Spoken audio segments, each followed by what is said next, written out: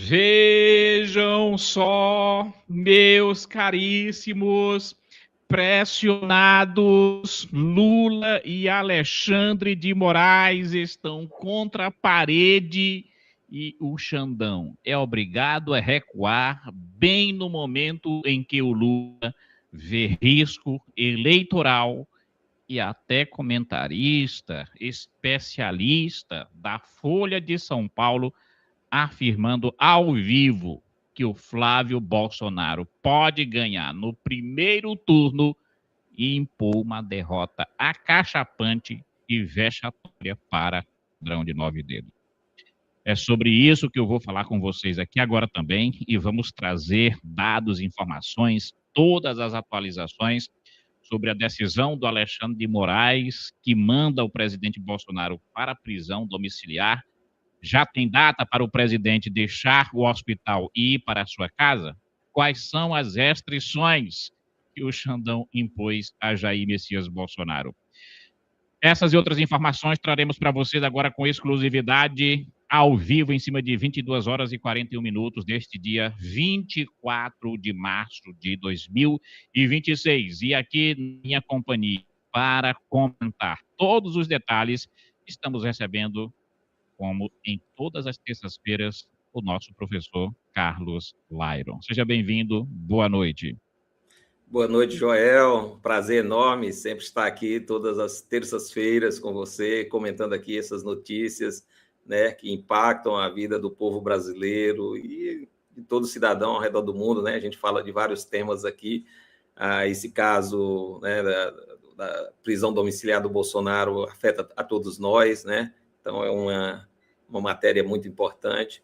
Então, enfim, é sempre um prazer enorme estar aqui. Uma boa noite para você, boa noite para toda a nossa audiência, né? Aqueles que nos assistem, quem vai ver essa live mais tarde, né? Em outras oportunidades. Então, estamos aqui, vamos para cima. Vai ser um prazer enorme discutir todos esses temas. Um abraço, muito obrigado, boa noite. Vamos para cima.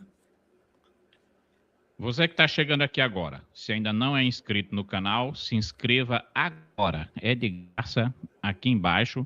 E você se inscrevendo, você estará ajudando o nosso trabalho para que as informações que nós trazemos aqui, elas possam chegar ao maior número possível de pessoas aí ao redor do Brasil e do mundo. E você também pode nos ajudar deixando o seu like, compartilhando, se inscrevendo, se ainda não for inscrito, repito, também se tornando um membro aqui do nosso canal. Temos aqui também o nosso Pix, temos o nosso YouTube Shop e daqui a pouco a gente começa agradecendo aqui a todos os nossos membros, citando os nomes ao vivo de todos que colaboram conosco. Vamos agora direto à primeira informação, porque hoje Alexandre de Moraes resolveu, enfim, conceder a prisão domiciliar para o presidente Jair Messias Bolsonaro. Digo logo aqui para todos vocês que isso não foi um ato de benevolência, de bondade do coração de Alexandre de Moraes. Muito pelo contrário. O cara, mais uma vez, cria uma aberração jurídica que acaba, na verdade, mais prejudicando do que beneficiando o presidente Jair Messias Bolsonaro. Como vocês podem ver aqui, ó, Moraes concede prisão domiciliar a Bolsonaro após internação por pneumonia. Ex-presidente poderá cumprir pena em casa, olha só, durante um período de apenas 90 dias. 3 meses apenas.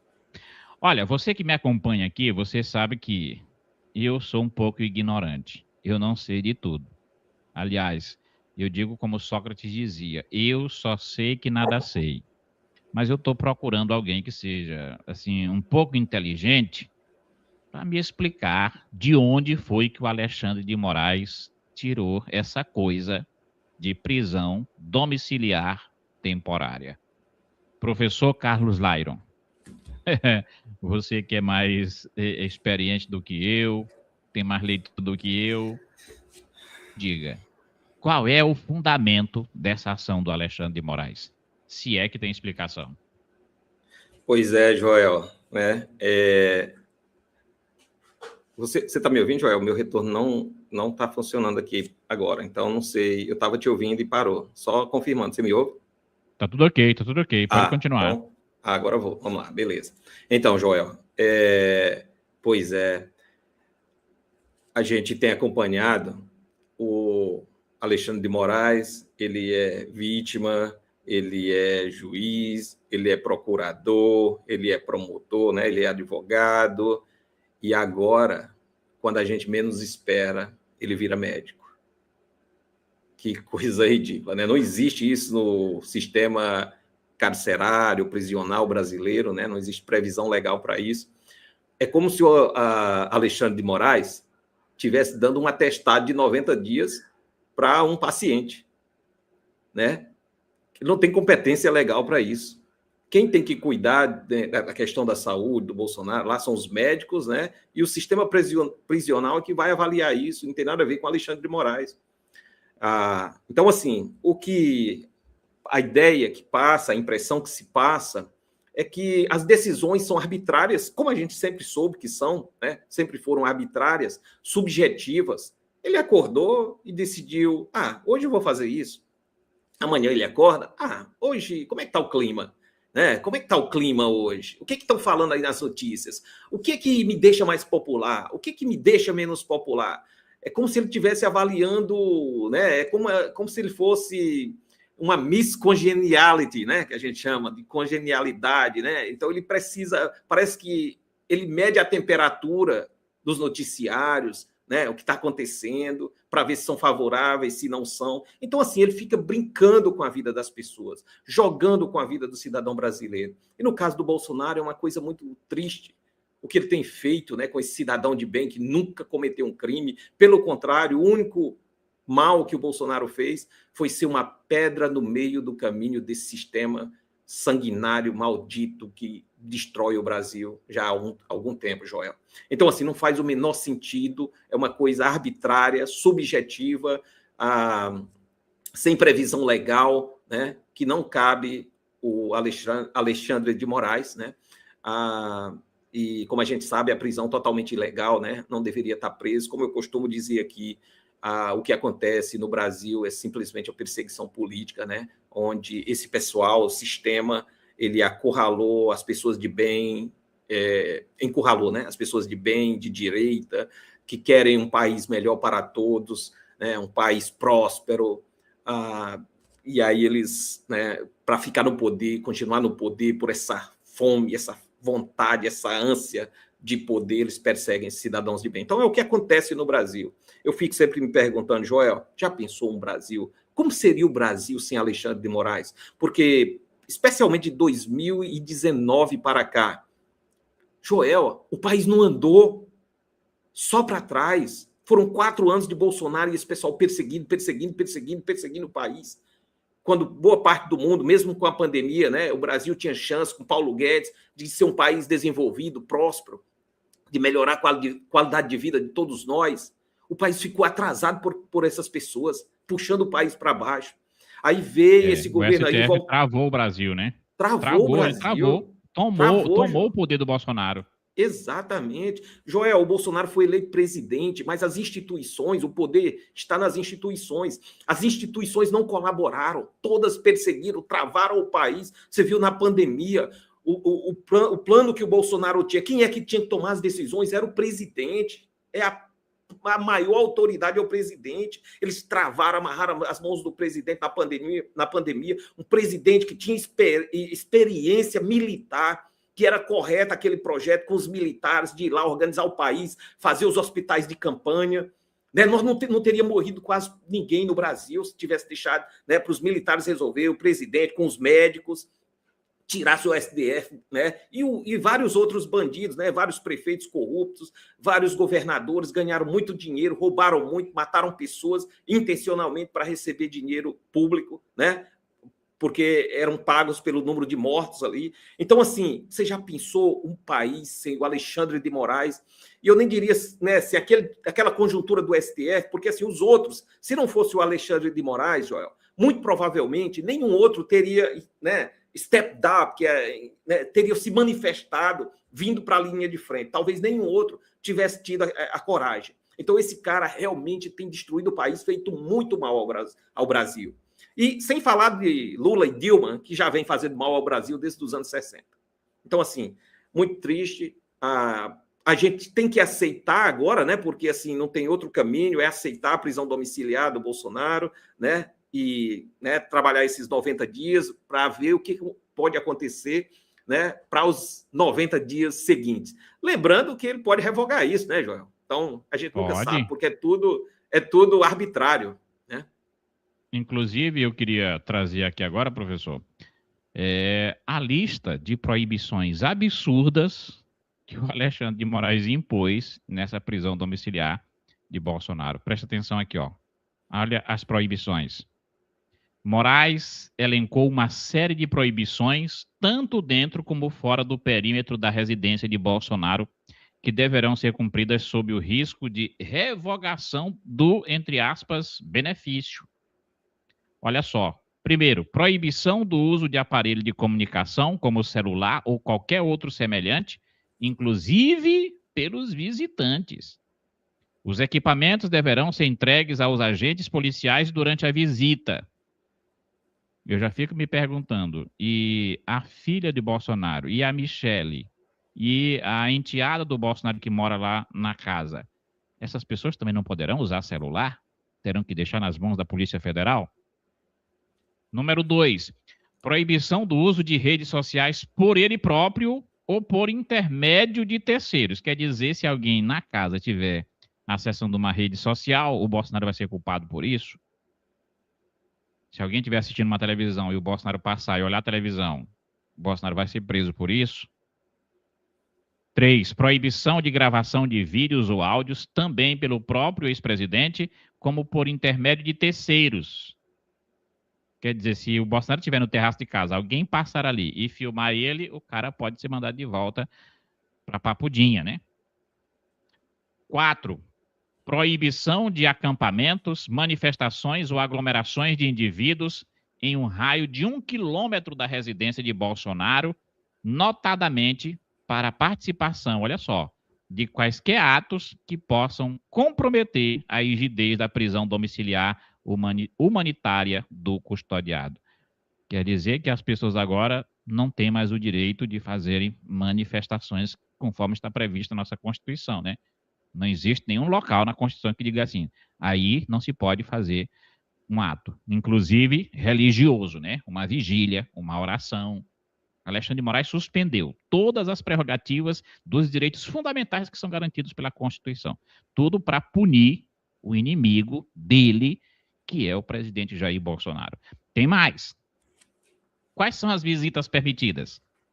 Moraes permitiu as visitas permanentes, olha só, dos filhos Flávio, Carlos e Jair Renan, nas mesmas condições adotadas no 19º Batalhão da Polícia Militar, onde Bolsonaro cumpria pena. Com isso, eles poderão visitar o pai somente, olha só, nas quartas-feiras e sábados, das 8 às 10 horas, das 11 às 13 e das 14 às 16. Por outro lado, o ministro permitiu que Michele, a filha Laura e a enteada Letícia não necessitam de qualquer autorização, uma vez que habitam no mesmo local, tendo, consequentemente, livre acesso. Isso é o de menos, né?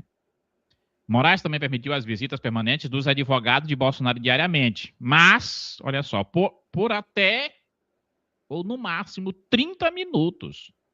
Cerceamento aqui do direito à ampla defesa. O advogado não pode mais chegar a qualquer hora, a qualquer dia, para visitar o seu paciente, para ver como é que ele está, para fazer uma reunião para ajustar ali estratégias de defesa. Não pode mais fazer isso. Só tem 30 minutos.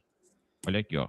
Das 8h20 às 18 horas, mediante agendamento prévio junto ao batalhão da PM, onde Bolsonaro cumpria a pena, que continuará responsável pela segurança da residência do ex-presidente. Os nomes deverão ser informados a ele em até 24 horas. Quais são as visitas que são proibidas? No despacho que permitiu a prisão domiciliar temporária de Bolsonaro, Moraes proibiu qualquer outra visita que não seja das citadas anteriormente, o que pode comprometer o desejo de aliados políticos de se reunirem com ele para discutir as eleições deste ano. Olha aí, olha o viés político da decisão dele. O ministro afirmou que a proibição se justifica para resguardar o ambiente controlado necessário principalmente para se evitar o risco de sepse e controle de infecções. Pronto, Alexandre de Moraes agora também já é médico sanitarista, né? Infectologista, o cara já entende de tudo. Uma coisa mais absurda do que outra. Realmente, isso aqui é uma decisão completamente, eu diria que, de outro planeta. Não é uma coisa do planeta Terra. Não é que não seja do Brasil, é que não é desse mundo. Literalmente não é. Como é que você vê tudo isso aí, professor? Parece ou não, ou é de fato uma verdade que tudo isso é um abuso, é um sadismo dessa pessoa que quer não justiça, mas parece que quer punir, quer se vingar de Jair Bolsonaro. Pois é, Joel, exatamente isso, né? Uma censura. A gente vive numa ditadura. Olha o ponto que nós chegamos, né? A coisa veio se arrastando, né? Se arrastando, né? E foram puxando a corda, né? Esticando a corda. E olha onde a gente chegou, né? E como eu costumo dizer, se não fosse a eleição do Trump, Joel, a gente não teria mais esperança. Nós iríamos passar, sei lá, 50, 60, 70, 100 anos numa ditadura. Então, o objetivo desse pessoal sempre foi isso. E eles encontraram, da esquerda, né, que vinha tentando implantar a ditadura. Não era o caso do Alexandre de Moraes. Mas o amigo do meu inimigo é meu amigo, né? Então, é o que eles usam, é o que eles estão aplicando. Então, se juntaram a esquerda, né, brasileira, que sempre quis implantar uma ditadura comunista do país, sempre trabalhou para isso, especialmente dos anos 60 para cá, e eles acharam um general aí, um imperador, e botaram na linha de frente um cachorrão, né, para ir para a linha de frente, né, não, esquecendo que, por exemplo, uma vez que se derrote o bolsonarismo, né, que eles acham que existe, que é o bolsonarismo, eles não entendem que são pessoas de bem. Na verdade, não é o bolsonarismo, é mais da metade da população brasileira, são as pessoas de bem. Quem é o bolsonarismo? Quem é bolsonarista? São as pessoas honestas, sinceras, trabalhadoras, cristãos, né, que trabalham, que pagam impostos e que levam esse país nas costas, né? Então, tirando esse pessoal do meio do caminho, e o Bolsonaro é o nosso, né, que está ali na frente, é a pedra no meio do caminho, eles se esquecem de que o cachorrão vai pegá-los também, né? Os pegariam também. Graças a Deus, nós tivemos a eleição do Trump, que nos deu esse suspiro de esperança, né? Hoje o Nicolas disse que a ida do Bolsonaro para prisão domiciliar é um respiro, né? Dá um alívio ali. E aí eu costumo fazer essa crítica para nós da direita. Olha o que a gente está pedindo, Joel. Veja como a gente... O poder está nas instituições. E as instituições brasileiras estão todas tão aparelhadas que a gente fica pedindo mercy, pedindo socorro, aceitando migalhas. Assim como eles fazem com os pobres, com os miseráveis, através dos programas sociais. Para a gente, que é classe média e tal, a gente está pedindo, no caso do Bolsonaro, prisão domiciliar por um crime que não aconteceu, que não existe. Na verdade, quem deveriam estar sendo punidos são os algozes, né? São realmente quem está, né, prendendo o Bolsonaro. E aí a gente, né, eu digo a direita, de modo geral, a gente precisa aprender a lidar com essa esquerda, porque a gente fica tratando como se eles tivessem algum valor moral, alguma legitimidade. Esse pessoal, com todo respeito, Joel, não tem legitimidade. São os canalhas, corruptos, miseráveis, eles não querem um país melhor. Então, eles aparelharam todas as instituições e nós estamos aqui, oh, meu Deus, pois é, prisão domiciliar para o Bolsonaro. Quando, na verdade, nunca deveria ter sido preso. A gente sabe quem são os verdadeiros corruptos, a gente sabe quem deveria estar atrás das grades nesse país. E aí, Joel,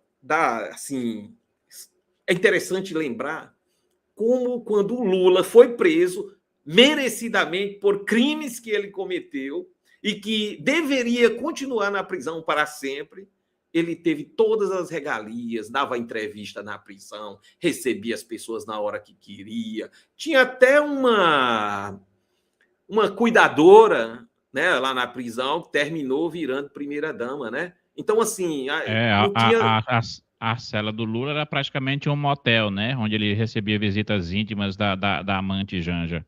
Pronto, Joel, exatamente isso. E entrevistas para canais de televisão estrangeiros, né? tudo, todas as liberdades. Aí você vê aqui as restrições para um cidadão de bem que não cometeu nenhum crime, até para encontrar com seus familiares. Né? E aí, Joel, fica muito óbvio, a gente já sabia disso, só dizendo para as pessoas comuns, fica muito óbvio como é político, é simplesmente político, não é judicial, não é processo legal, é político, perseguição política. Como é que um ministro toma os poderes da República e fica fazendo perseguição política?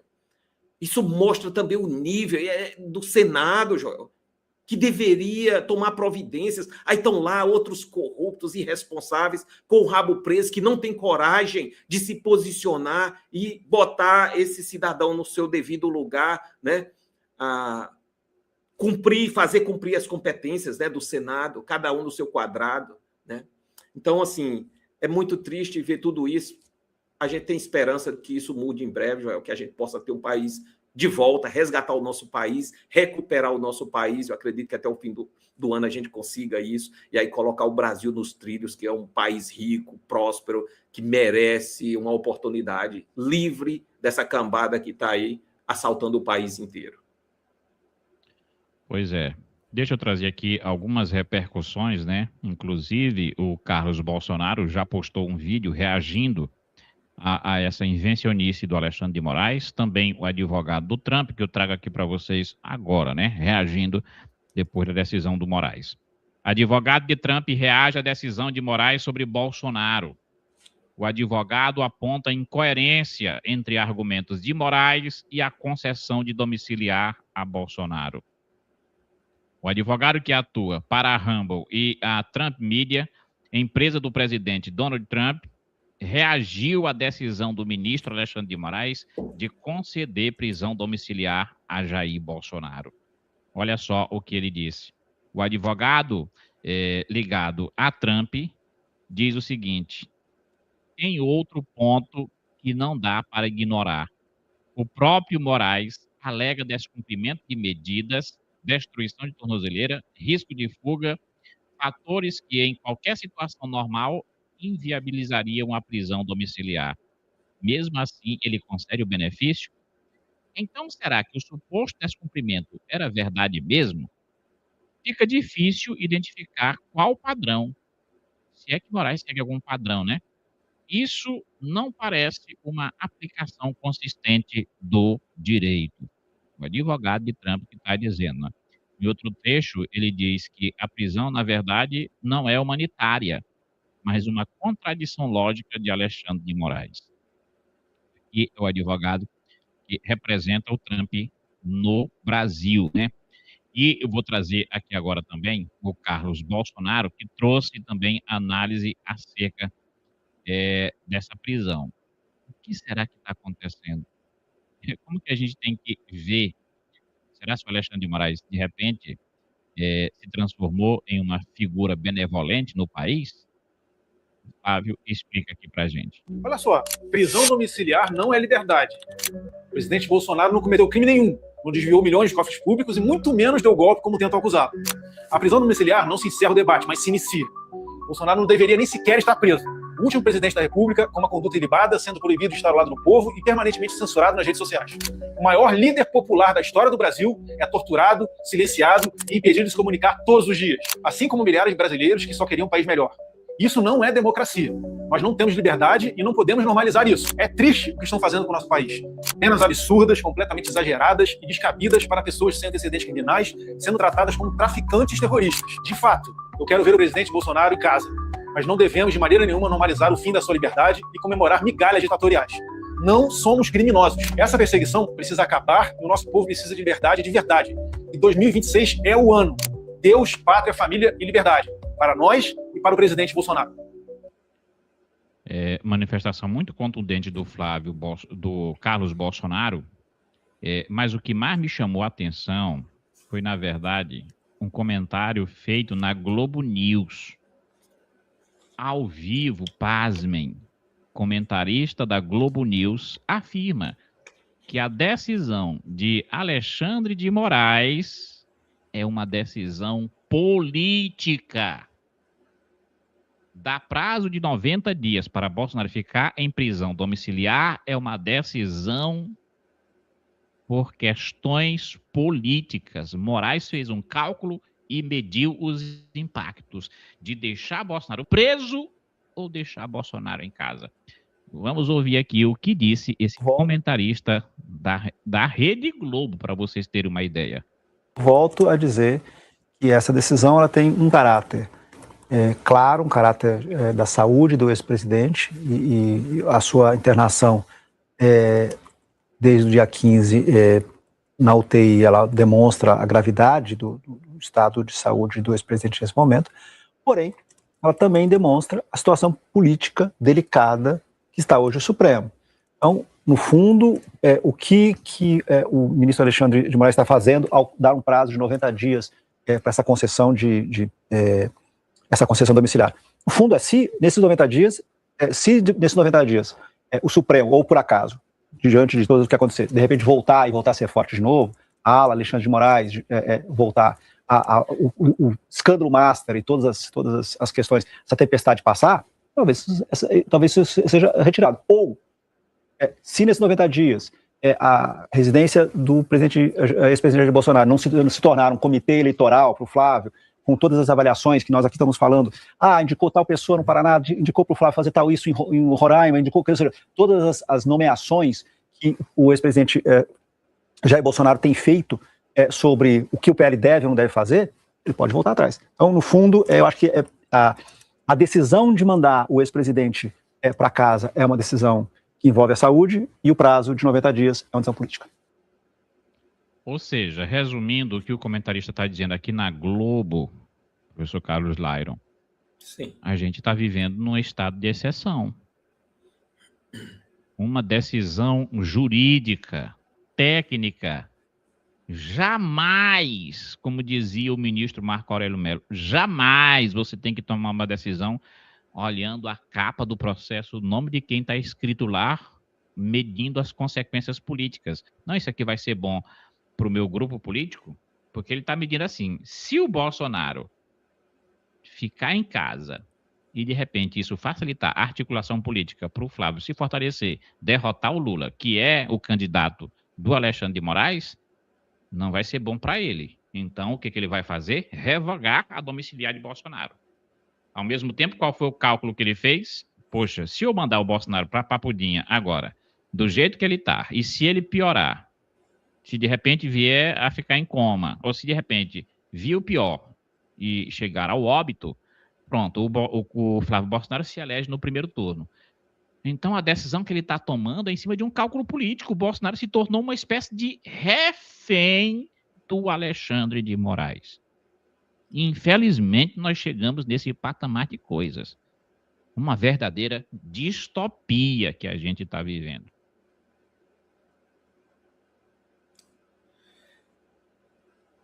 Exatamente isso, né, Joel? Exatamente isso, né, Joel? Terrível, né, o que a gente está passando.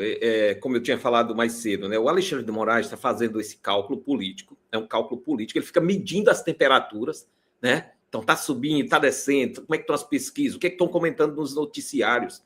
O cara não trabalha, Joel, é como se é só perseguição política, tantos processos para serem julgados. No passado, a justiça tinha que julgar os processos que já estão lá acumulados de anos atrás e não ficar fazendo política, perseguindo, né, adversários políticos e não jurídicos, né, são adversários políticos atuais e ainda tentando prevenir algo que possa, na cabeça deles, acontecer no futuro. Quando, na verdade, eles deveriam estar lá, ninguém nem sabia quem era juiz, julgando os processos sem olhar a capa, como você colocou, né? Não olhar a capa e ir lá ver o que né? A justiça tem que ser neutra, imparcial. Esses caras ficam fazendo política, perseguindo, né, o Bolsonaro, como a gente, né, tá vendo aí.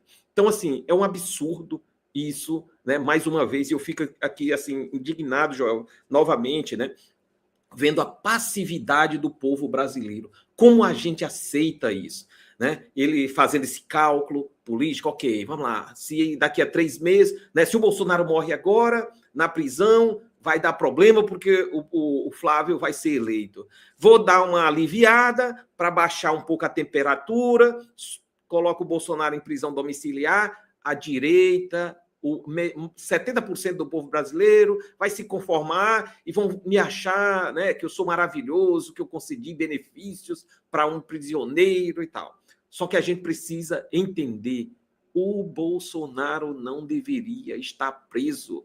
Ele é um preso político. Isso aqui é uma ditadura. Então, não se justifica. E nós não deveríamos estar aceitando migalhas. É claro, nós estamos realmente de mãos atadas, né? Porque, assim, claro que a gente não vai dizer não, claro que a família não vai dizer não, claro que quem gosta do Bolsonaro não vai dizer não, claro que metade do povo brasileiro não vai, né, dizer não. Mas, assim, é um absurdo o que esse cara está fazendo com o Brasil, com o povo brasileiro. Prendeu o Bolsonaro, prendeu mulheres, idosos, mães de família, idosos, né, no 8 de janeiro.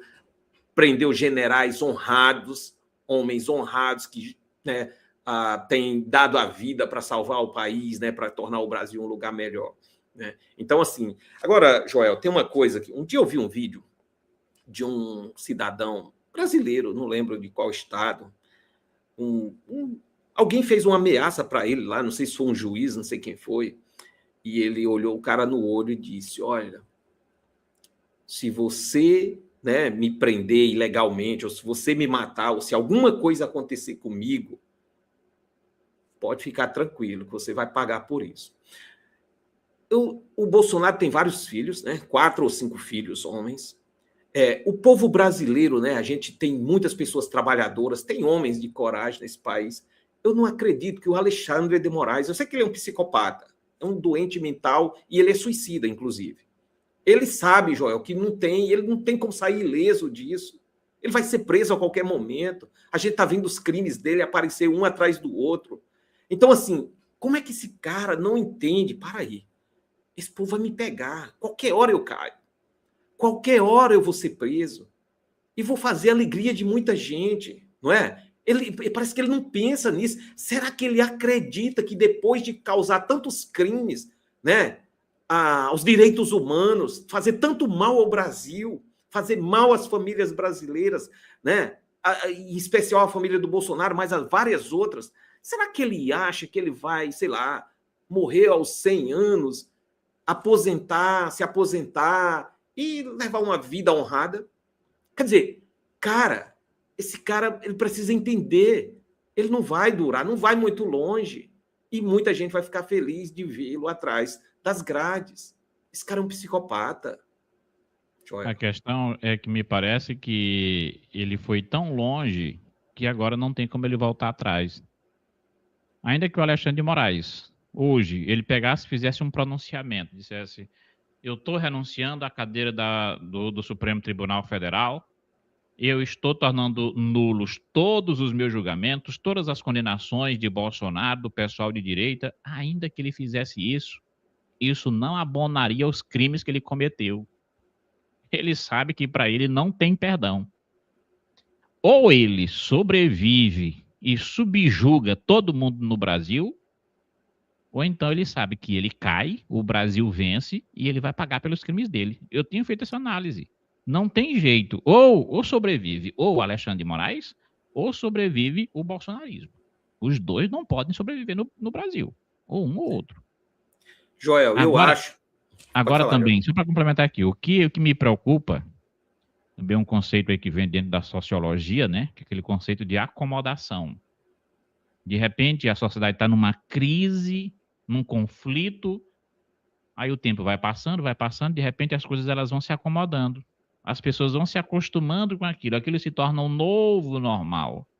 Imagine uma criança que nasceu vendo o Alexandre de Moraes normalizar isso que ele vem fazendo. Essa criança cresce, está com 15 anos, 20 anos, 30 anos. Essa pessoa ela vai achar que é absolutamente normal as coisas serem assim. E aí, quando essa geração que estava acostumado à liberdade antes do Moraes, quando essa geração se for e ficar só essas gerações que já estão acostumadas a viverem na ditadura, é muito difícil de você colocar na mente dessa pessoa que isso não é o normal. É por isso que você vê Cuba, por exemplo, mais de 40 anos sobre a chibata e não consegue se libertar. Porque a população, a geração nova que veio, acha que aquilo ali é o normal. Nunca viu como é o mundo aqui fora. Às vezes, quando vem aqui, se surpreende, fica maravilhado. Poxa, nunca imaginei que o mundo fosse desse jeito. Essa é a minha preocupação, professor. Que a gente chegue no nível de achar que tudo isso é normal. Exatamente, Joel, você tem razão, você está corretíssimo, né, com essa avaliação, essa análise que você está fazendo sociológica. Eu vi uma pessoa explicando isso mais ou menos dessa forma uma vez, que eu achei interessante. Se você pegar um sapo e jogar numa balde lá de água quente, numa panela de água quente, ele vai pular lá, ele entra em desespero, assim que você jogar lá, porque a água já está quente. Mas como você colocou, se você botar ele lá na água fria e for aquecendo aos poucos, ele morre lá queimado, ele não se toca que a água está esquentando, né? E é o novo normal, é exatamente isso que você está falando, é fato isso. Agora, a nossa esperança, Joel, realmente, porque aqui dentro do país a gente perdeu, de fato, o país. Aqui é, de fato, uma ditadura. Eles aparelharam o país inteiro. Joel, do diretor da escola, dos professores, do agente de saúde, ao juiz da Suprema Corte, do STJ, de todos os juízes, de todas as instâncias, tudo aparelhado, os jornalistas, empresários, até matemáticos me surpreendem nas universidades, tudo aparelhado, Joel. É muito tendenciosa a coisa, é muito enviesada, é muita gente para o lado de lá que eles conseguiram levar. Então, assim, eles tomaram o país de assalto. Então, para a gente reverter, aqui dentro já não tem mais, porque toda ditadura é assim, a gente não consegue derrubar uma ditadura de dentro para fora. Normalmente você precisa de ajuda externa, porque a ditadura ela controla tudo, e nós já estamos dessa forma, de mãos atadas, impossibilitados de lutar aqui dentro. Ainda estamos podendo falar o que nós estamos falando aqui hoje, simplesmente porque o Trump é presidente dos Estados Unidos, Joel. Se não fosse, nós não poderíamos usar esse canal, nós não poderíamos dizer o que nós estamos dizendo hoje. E correndo risco, a gente sabe, nós não temos liberdade, né, como deveria. Então, assim, a nossa esperança, Joel, é de fora. Se não fosse o que o Eduardo Bolsonaro fez, de ir para os Estados Unidos, o Paulo Figueiredo, Alan dos Santos, hoje o Ramagem, o Lacombe, e vários outros, a Ludmila Lins Grilo, se não fosse aqueles, o Tagliaferro depois, né, de sair do país para ser uma voz lá de fora, levando essas informações, né, para os americanos, para o governo americano, validando essas informações, lembrando que os Estados Unidos têm espiões em todas as partes do mundo, aqui no Brasil está cheio. Então, eles têm a CIA, né, o FBI, enfim, eles têm várias informações. Agora, você leva um brasileiro, faz uma interpretação real, uma leitura, dizendo, não, lá é assim, essa informação é assada e tal. Você valida a informação, né? Diz, não, é isso mesmo. Está batendo, essa informação bate. Então, assim, a nossa esperança hoje é o Alexandre de Moraes ser julgado nos Estados Unidos e parar, né, processado, julgado, condenado, e parar numa lista da Interpol, e ele eventualmente ser capturado. Porque esse Senado que está aí não faz nada. Está acovardado, de mãos atadas, com o rabo preso, como a gente diz, que é quem deveria realmente tomar uma providência, e há muito tempo. Né? Vem lá do Pacheco, que não fez nada, agora esse outro que está aí, né, fazendo dancinha, né? E aí aquela dancinha dele lá no carnaval. Mas, enfim. Então, Joel, essa é a nossa esperança. Interpol, cidadão ser condenado e parar numa lista da Interpol e, eventualmente, o Brasil se livrar dessa entidade que tem feito muito mal ao país, né, e nos levado para o atraso. Na minha leitura também, eu acho que... Eu posso estar errado, né? Mas eu acho que o Trump, nesse momento, até as eleições, ele vai ficar quieto. Ele vai ficar agindo nos bastidores, né? Preparando o terreno. Mas ele não vai fazer uma ação mais incisiva, até porque isso já se viu que pode favorecer o Lula nas eleições. Ponto. Agora, se por acaso houver aquela falcatrua toda que houve novamente lá no ano de 2022, onde o órgão que comandava a eleição favoreceu o Lula e o conduziu à cadeira da presidência, aí eu acho que ninguém vai segurar o Trump.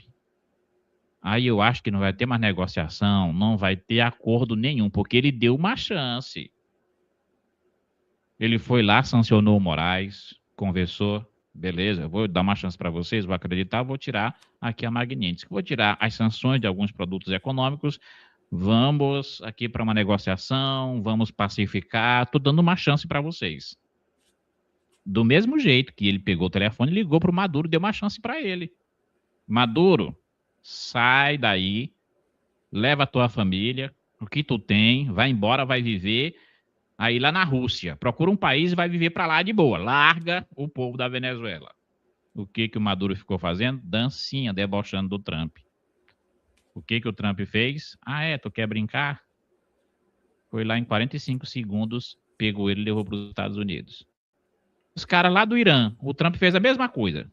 Aqueles bombardeios do ano passado, foi um aviso. Olha, eu não estou de brincadeira. Eu estou dando um aviso para vocês. Ou vocês sentam, negociam, fazem a transição de poder, voltam esse país para a democracia, ou então eu vou agir com força máxima. E é o que está acontecendo agora. Então, eu vejo que o Trump ele está se coçando assim para apertar aquele botão vermelho para mandar detonar tudo isso aqui. Agora ele vai dar essa oportunidade, vai ficar de stand-by até o período da eleição. Se roubarem a eleição do Flávio Bolsonaro, se a gente não tiver a maioria no Senado para fazer o impeachment de Alexandre de Moraes, de Dias Toffoli, de Gilmar Mendes e de todos eles que porventura estejam envolvidos em coisas aí que sejam incompatíveis com a função, aí eu acho que segure-se quem puder, porque é um cenário apocalíptico que eu vejo vindo aí sobre o Brasil. Eu fico até com medo de imaginar um negócio desse. Joel, concordo plenamente com você. Você está totalmente correto com essa avaliação. A gente viu com a lei Magnitsky, né, que os índices eleitorais do Lula, né, a aprovação subiu um pouco, né? Então, o Trump terminou recuando. Nós não gostamos daquilo, né, que ele fez e tal. A gente ficou meio preocupado, sem entender. Mas, olha, os Estados Unidos têm uma inteligência absurda. Ele é muito... E o presidente americano, ele é muito bem assessorado. Você tem tudo de melhor em termos de informação, né? Então, o Trump é bem assessorado. Qualquer presidente americano é muito bem assessorado. Como eu falei várias vezes aqui antes, né? Tem pessoas que talvez ainda não saibam, mas eu fiquei lá 11 anos estudando política, eu acompanho, eu sei como é que é, eu sei da capacidade, da competência dos americanos. Altamente preparados, não tem nenhuma nação no planeta com a inteligência, com a capacidade dos americanos. Então, assim, é claro, ele está avaliando isso, né? Então, eu concordo com você, o Trump está avaliando isso direitinho. Eles têm marketing político, vários tipos de informações, né, de assessoramento ali, e eles estão avaliando, para aí, isso aqui funciona e tal, eles ficam testando e tal, estão avaliando. Então, realmente, ir para cima do Brasil agora poderia terminar beneficiando o Lula, né? Então, é melhor trabalhar de forma estratégica nos bastidores, né? Eles vão influenciar o processo, assim como o Biden, o governo Biden, através da USAID, inclusive o Barroso assume isso claramente, ele diz lá nos vídeos, né, que ele procurou o governo americano e tal, e ele diz que as Forças Armadas brasileiras não queriam se indispor, né? Não sou eu que estou falando, ele falou, tem os vídeos, né, dele falando, não queriam se indispor com os americanos, porque dependem, né, de equipamentos e tal, treinamento e tal. Então, só que o chicote mudou de mão, Joel. É claro que não vai ser uma coisa escancarada, mas o cenário agora é outro. Os ventos sopram a favor da direita no Brasil e no mundo, né, na América Latina, né, em especial. Mas a gente viu isso também na Europa. Então, eu estou muito confiante nesse sentido, né? Eu acho que vai ser, né? O vento está soprando a nosso favor. E como você colocou, se essa quadrilha né? Não que você usou a palavra quadrilha, eu estou usando a palavra quadrilha, mas assim, se esse pessoal que está aí, que tomou o país de assalto, se eles tentarem fraudar, porque eles têm dado vários golpes no Brasil, né? Eles têm dado vários golpes no Brasil, sucessivos. A gente sabe quem realmente dá golpes no Brasil, né? É aquele negócio. Chame-os do que você é, acuse-os do que você faz, chame-os do que você é. É assim que eles trabalham. Então, se eles, mais uma vez, tentar dar um golpe no povo brasileiro, eles realmente, Joel, podem sofrer as consequências. Eu concordo contigo. Eu acredito que os americanos não vão aceitar de braços cruzados. Porque, como eu te disse, eu fiquei lá 11 anos, os americanos são o povo que mais ama o povo brasileiro, fora do Brasil, Joel. Eu estou falando de experiência própria. Eu fui bem tratado lá, eu fui bem recebido. E o fato de eu ser brasileiro ajudou. As pessoas gostavam de mim porque eu era brasileiro. Entendeu? Então, eles gostam dos brasileiros, eles amam o povo brasileiro. Eles não gostam desse povo que está aí, que está acabando, destruindo o país. Né? Mas, então, assim, eles não vão aceitar a gente ficar aqui apanhando, né, mais uma vez por mais um ano. Eu acho que isso acaba até o final desse ano. Até porque o Brasil, hoje, no mundo inteiro, ele é o país mais estratégico do ponto de vista da geopolítica. Sim. O Brasil hoje, o nosso agro, alimenta 1 a cada 5 pessoas do mundo. O Brasil hoje é o país do mundo que, em termos de extensão de terras férteis, é o melhor.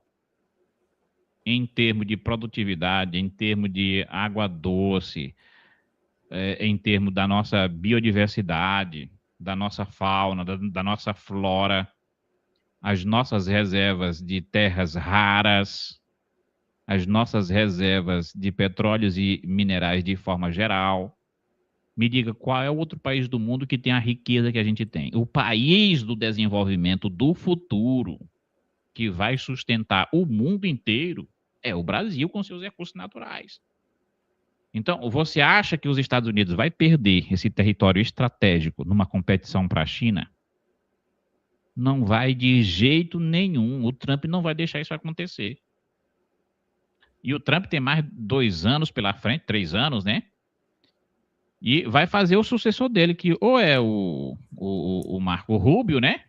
Que é mais linhadora do que o Trump, ou então o vice lá, é o Vance, né? J.D. Vance. J.D. Vance. Que também vai na mesma linha do presidente Trump. Viu, Joel? O J.D. Vance é o JD. É porque em inglês, né? É J.D. Vance, aí abreviado. Sim, JD e Vance. Uhum. Pois é. Então eu vejo os Estados Unidos entrando nessa briga nem tanto por gostar do povo brasileiro, porque ninguém entra na briga de ninguém assim, ainda mais um país, sem que ele tenha uma contrapartida. Poxa, de graça eu vou chegar, vou entrar numa guerra, vou lutar por ti, e o que eu vou receber em troca? Não existe país amigo do outro assim, de mão beijada. Agora, o Brasil tem muito a oferecer aos Estados Unidos. O Brasil tem muito a oferecer à China. Então, por isso que eu vejo os Estados Unidos fazendo coisas que estão até fora da nossa capacidade de imaginar aqui agora, num cenário em que o Brasil caia de uma vez por todas nas mãos do Xandão, do Lula, que é praticamente jogar o Brasil no colo da China, entregar, ele tá aqui, ó, China, chega aqui e faz o que você quiser. Eu não sei se é a mesma leitura que você faz desse cenário. Não, tá correto, Joel. Não é por amor, não, né? Eu, assim, né? Eu realmente eu falei assim, né? Olha, eles gostam porque eu senti essa coisa, mas não é só por amor, não é só altruísmo, realmente, né? Claro. Em termos de país, aí é outra coisa, né? A relação do povo com o povo. O povo é uma coisa, bacana, aquele calor. Gosta, mas de país para país aí é outra história, né? É estratégica, economia, são recursos, são, né, bens, mercadorias, é dinheiro, é economia, é fato. Você tem total razão. Joel, fica aqui pensando, cara. Olha, Deus foi muito generoso com o nosso país. Olha o país que nós temos, Joel. Recursos naturais, uma riqueza absurda, a Amazônia, né? Minérios, um litoral maravilhoso. Na linha aqui do Equador, né? Então é importante esse sol, né? Você precisa de sol e chuva, né, e água para que você consiga, para que a terra se torne fértil e que possa nascer, florescer, né, as plantas e tal. Então, assim, é um lugar maravilhoso. Nenhum outro país no mundo tem essa beleza, essa riqueza natural. Aqui não tem desastres, né? Fenômenos da natureza, coisa, né? Não tem furacão, não tem tsunami, não tem terremoto, né? Então, assim, é um lugar maravilhoso. Joel, já pensou um país desse, ocupado por pessoas de bem, pessoas boas, no comando que eu falo? O povo é um povo maravilhoso. Na verdade, é bom demais o povo brasileiro. É tão bom que aceita pacificamente uns canalhas, uma minoria de bandidos, de canalhas, roubando o país. Mas você já pensou um país como o Brasil, bem administrado, com uma boa gestão, com gente honesta no poder, pensando, ok, vamos construir um país, o Brasil que nós queremos, não somente para 4 anos, mas vamos construir o Brasil que nós queremos para 40, para 400 anos, Joel. Já pensou isso? Sentar, povo de bem, gente honesta, homens honrados, e desenhar um país. Ok, nós vamos fazer isso aqui, nós vamos construir esse país. E não importa o que aconteça, nós vamos manter, né, determinados, seguir nessa trilha de construir um país digno, honesto, próspero para nosso povo, né? A Índia está fazendo isso, Joel. A própria China tem esse projeto. O que eu não gosto é do comando, do centro, como eles controlam as pessoas, as liberdades. Mas eles estão fazendo esse projeto, né?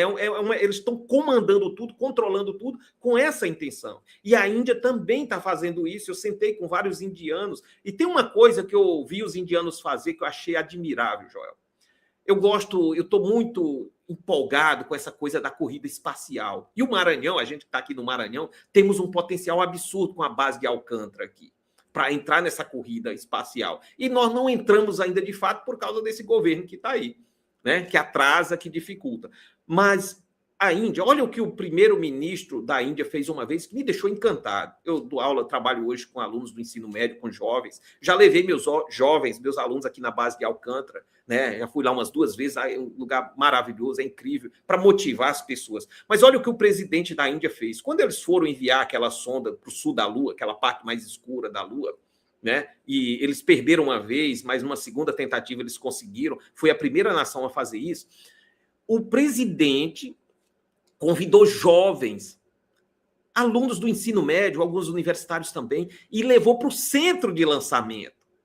E ficou filmando tudo para inspirar o país, para mostrar à Índia que eles querem ser no futuro, que inclusive hoje é a 5ª maior economia e logo em breve vai superar o Japão e a Alemanha e vai se tornar a 3ª, né? Porque a China já é a 2ª maior economia e, em termos de tamanho, provavelmente supere os Estados Unidos, mas não em riqueza, em sofisticação, né? Não vai nunca superar, eu não posso dizer nunca, mas pelo menos não no curto prazo superar os Estados Unidos. Mas a Índia vem logo atrás ali, competitiva, investindo em educação, inspirando os jovens, né? Para fazer grandes feitos, grandes coisas. E nós aqui no Brasil, olha o que nós temos, Joel. Nós temos o de pior, o que no governo, o que de pior nós temos nas pessoas, as piores pessoas do mundo, com toda a modéstia, com todo o respeito. Lula, semi-analfabeto, corrupto, ladrão, foi acusado, né, de vários crimes, mentiroso. É como se você escolhesse o pior, é o pior para nos representar. Aí você tem taxado de incompetente como ministro, né, não entende nada de economia. Você tem Guilherme Boulos, invasor de terras. Você tem, sabe, várias pessoas, todos os ministros ali, um povo que está lá desde os anos 80, a mesma, não tem renovação. Então, assim, o país está entregue na mão do que pior nós temos nas pessoas. O pior povo do Brasil está no comando do país. Agora, você já pensou um país nas mãos de Paulo Guedes? Você tinha Bolsonaro dando liberdade para os seus ministros, trazendo os ministros para o governo, bons ministros, baseados na competência, na qualificação e não nos acordos políticos. É claro que depois, como o país ficou travado porque como, né, você se elege presidente, mas você não tem o poder. Eles terminaram botando, enforcando o presidente ali, de forma que ele teve que ceder, né, negociar com o Centrão, que são, diga-se de passagem, um bando de canalhas oportunistas que não tem posicionamento, não são homens honrados, homens sérios, são os canalhas também, que se juntam no CPF, né, do 9 dedos. Eles sabem, o Centrão é muito mala, isso, né, o MDB e vários outros estão sempre no poder e eles dizem, olha, nós vamos roubar, mas é no CPF do 9 dedos. Então, quando der, né, problema, der PT, é culpa do 9 dedos. É o que eles estão fazendo. Eles estão roubando no CPF alheio. Então, assim, bando de canalhas. Mas já pensou, Joel, novamente, um país como o Brasil, se a gente tivesse pessoas de bem, honradas, querendo construir um país do futuro, de fato, livre desses canalhas que estão aí, nós seríamos o melhor país do mundo. Deus foi muito generoso com o Brasil. Infelizmente, botou um povo, né, uns canalhas aqui, está permitindo uns canalhas governar o país. Mas eu acho que é por pouco tempo, é para a gente aprender, a gente vai dar a volta por cima. Pois é, por falar nisso aqui, professor, deixa eu trazer aqui uma informação, porque já se acendeu um sinal vermelho dentro do Palácio do Planalto e o Lula está completamente desesperado, abalado emocionalmente, nervoso. Eu trouxe aqui, há 2 dias atrás, um vídeo do Lula dando esporro em um oficial da Força Aérea Brasileira que pilota o helicóptero que ele anda. Lula, literalmente, descontrolado, parte para cima do piloto, esbraveja. Eu vi a hora dele meter a porrada no piloto. Aí ontem vazou uma informação também do pessoal da Globo dizendo que os ministros de Lula estão reclamando que ele está completamente descontrolado, que ele está xingando, esbravejando, esmurrando tudo com raiva. Sabe por conta de quê? Por conta disso aqui, ó. Olha aí como o Lula está.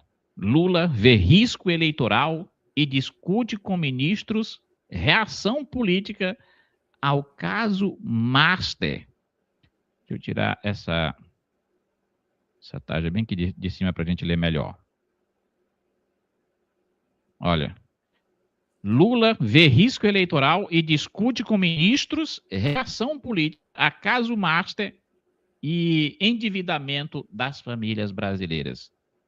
O presidente Lula discutiu com a cúpula do governo respostas ao que identificam como fontes de desgaste político e eleitoral. O alto endividamento das famílias e escândalos de corrupção, inclusive do Lulinha, né? Durante reunião na noite da quarta-feira, dia 18, no Palácio do Planalto, Lula e seus ministros reconheceram que o nível de endividamento do brasileiro neutralizaria os esforços do governo em busca de sensação de bem-estar social, como reajuste do salário mínimo e aumento da faixa de isenção de imposto de renda. Ou seja, o sujeito já viu que está difícil para ele e está batendo o desespero. Por falar nisso aqui, professor, eu tive a preocupação de trazer aqui uma matéria mostrando ao nível que chegou o endividamento das famílias brasileiras. Vamos colocar bem aqui uma reportagem que saiu, inclusive, na CNN, e depois eu vou trazer o dado para a gente comparar como que era o mesmo índice de endividamento no Brasil em 2022, no último ano do presidente Bolsonaro. O Lula, que lembrem-se, prometeu tirar o pessoal das dívidas. Fez lá um programa chamado, não sei se era Refis, alguma coisa assim, que era para renegociar as dívidas. Só que parece que não deu muito certo, não. Vamos lá. A Serasa divulgou hoje os números sobre o orçamento das famílias brasileiras. Na última década, a inadimplência no país cresceu quase 40%. São 81 milhões e 700 mil pessoas inadimplentes em 2026, um crescimento de 38% em 10 anos, de acordo com o mapa da inadimplência, que completa esses 10 anos de levantamento, de análise de todos esses dados com relação à população. Outro dado que chama atenção é o de reincidência. 42% dos brasileiros que estão inadimplentes em 2026 já estavam nessa condição há 10 anos, o equivalente a cerca de 34 milhões de pessoas que ou não conseguiram sair desse cenário de dívidas, ou então saíram e acabaram, infelizmente, voltando para um cenário então, de inadimplência. Tudo isso foi apresentado aí hoje, então, portanto, nesse levantamento feito pelo Serasa. A gente lembra que a partir do dia 25, a partir de quarta-feira, aqui em São Paulo, no Vale do Anhangabaú, bem embaixo do viaduto do Chá, a Serasa faz, portanto, mais uma edição do seu Feirão Limpa Nome. Ano passado foram mais de 12 mil. Aqui, olha. Guarde o número aí, ó. 81,7 milhões. Vamos arredondar aqui para 82 milhões de pessoas endividadas hoje no Brasil, no desgoverno do Lula. E olha aqui, ó. Em 2022, quantas pessoas tinham endividadas? 69,4 mil. Hoje são o quê? 82 mil aproximadamente. Então foi de 69 para 70 para 82, você tem aí um aumento de cerca de 12 milhões de pessoas a mais na lista dos endividados no desgoverno do ladrão de 9 dedos. Aqui, ó, em 2025, a inadimplência e o endividamento das famílias brasileiras começou, inclusive, a preocupar alguns setores da economia. O percentual de famílias que informaram ter algum tipo de dívida a vencer chegou a 79,5%. 79,5% da população brasileira endividada. Esse é o 9º mês consecutivo que o percentual de endividamento aumenta e o maior patamar já registrado na série histórica medida pela Pesquisa de Endividamento e Inadimplência do Consumidor da Confederação Nacional do Comércio de Bens, Serviços e Turismo. Olha só que coisa vexaminosa. Aí eu trago aqui para vocês não esquecerem que o Lula assumiu o governo em 2023 prometendo, né, tirar as pessoas dessa lista de dívidas. E aí, o que será que aconteceu? Olha aqui, ó, o Desenrola Brasil foi o programa do Lula, lançado aqui, ó, lá no ano de 2023 e encerrou-se no ano de 2024. Lula reduziu o nível de endividamento? Não, muito pelo contrário, subiu o número de 69 milhões de famílias para 81,7 agora em 2026, e olha que o ladrão de 9 dedos ainda tem aí aproximadamente 10 meses de governo. Pois é, Joel. Olha, a gente já sabe que esse pessoal é só fachada, né? Tudo que eles fazem é maquiado, só maquiagem. Os dados a gente não dá para acreditar. A gente sabe que o IBGE, com toda a modéstia, com todo respeito, os dados são maquiados, né, para beneficiar o governo. Então, não são dados realmente reais. Quando eles apresentam esses dados, a gente sabe que a situação é muito pior ainda. Eu viajei esse final de semana, Joel, aqui no Maranhão, né, e assim, visitei algumas cidades de médio porte do Maranhão, e o que eu vi era lojas fechadas e placas, aluga-se. Empresas quebrando, Joel. Um número absurdo de empresas quebrando no Brasil. A gente assiste os programas nacionais e a gente sabe que, especialmente do Sudeste para baixo, várias empresas, vários empresários estão mudando para o Uruguai, Paraguai, em busca de melhores condições, né, de incentivos fiscais, porque o que destrói uma economia, e esse governo, todo governo comunista é um expert nisso, que eles arrecadam demais e chega a um ponto que não dá mais, não dá mais, ninguém aguenta, né? E aqui no Brasil a gente trabalha simplesmente para sustentar um governo enorme, inchado, corrupto, ineficiente, incapaz, né, de gerar emprego e renda para as pessoas. Então, o que esse governo deveria fazer, na verdade, era reduzir impostos. Tira os impostos, reduz impostos. É a melhor forma de você gerar emprego e renda e dar melhor qualidade de vida para as pessoas. Reduz o tamanho do Estado, reduz o tamanho da máquina pública, dê incentivos fiscais para as empresas privadas gerar emprego e renda e as pessoas trabalharem com dignidade, ao invés desses programas sociais, dessas migalhas. Dê dignidade às pessoas. Esse governo, Joel, quando ele te dá alguma coisa, na verdade, o governo nunca te dá nada, ele só tira.